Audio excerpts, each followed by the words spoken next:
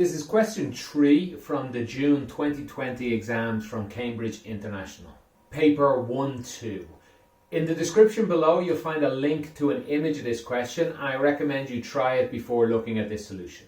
This question is nearly all English, so you do have to read it quite carefully. It's about a weather balloon that's been inflated. So I've drawn it here because they tell us it's spherical.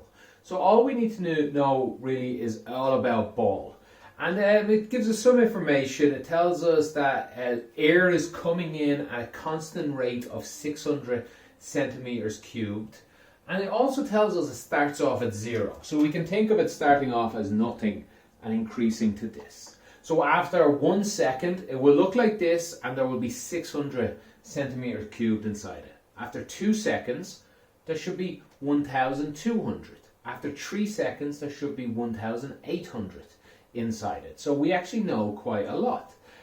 What else is it? Then it just asks part A. Find the radius of the balloon after 30 seconds. So the radius of the balloon after 30 seconds, I can't do that straight away, but I can do the volume. The volume is simply equal to 600 multiplied by 30. After 1 second, 600.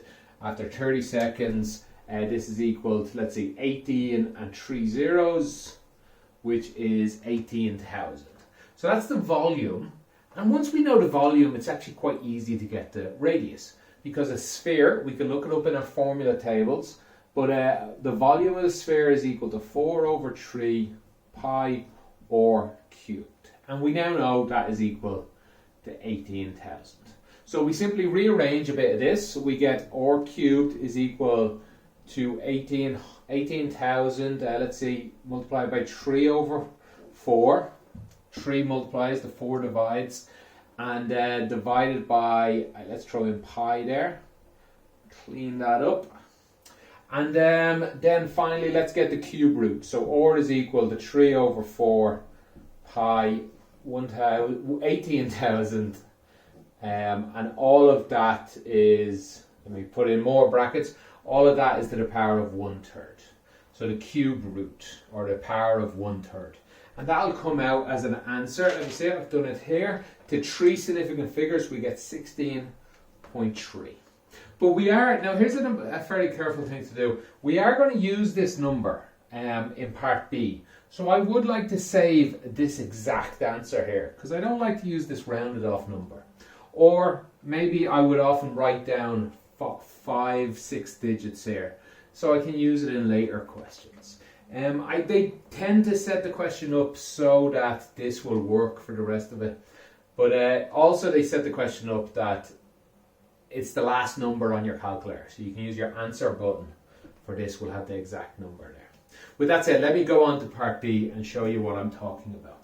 In part B, it says find the rate of increase of the radius after 30 seconds. Now I didn't say this at the start, but the rate of increase, that's that's the differentiation. dv dt is equal to 600 is what they told us.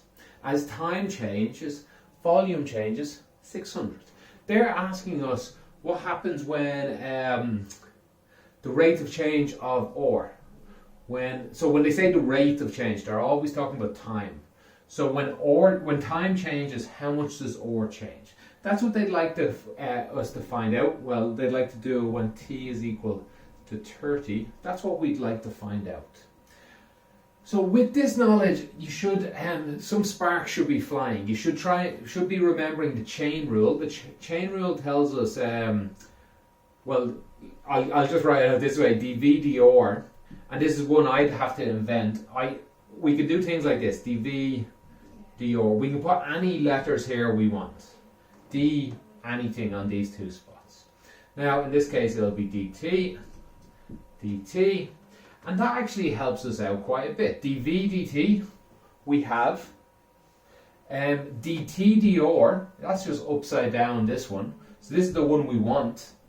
And this one here is quite easy to find because we have v in terms of r already.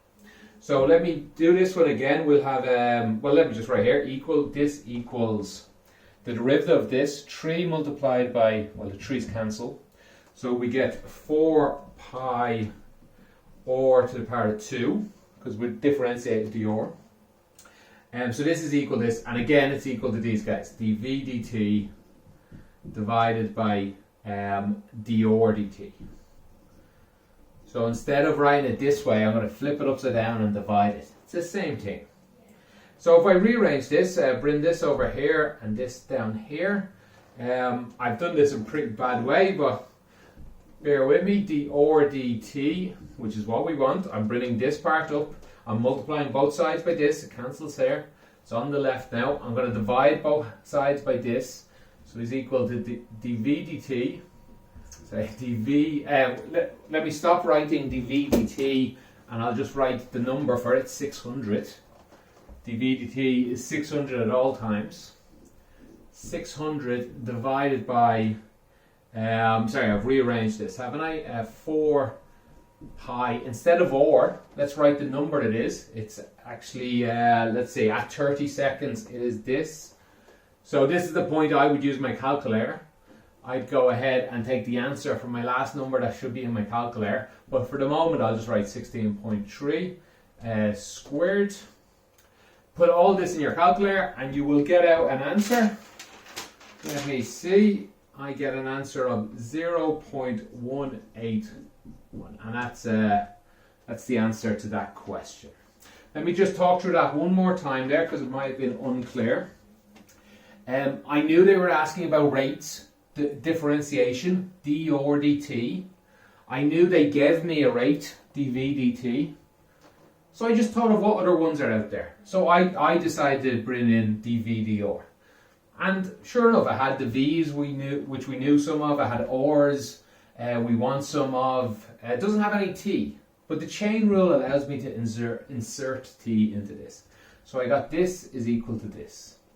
And I was able to equate it to get that. Hopefully that answers your question. If you would like some clarification on that, put a comment in the description below and I'll be happy to get back to you. Thanks for watching and have a good day.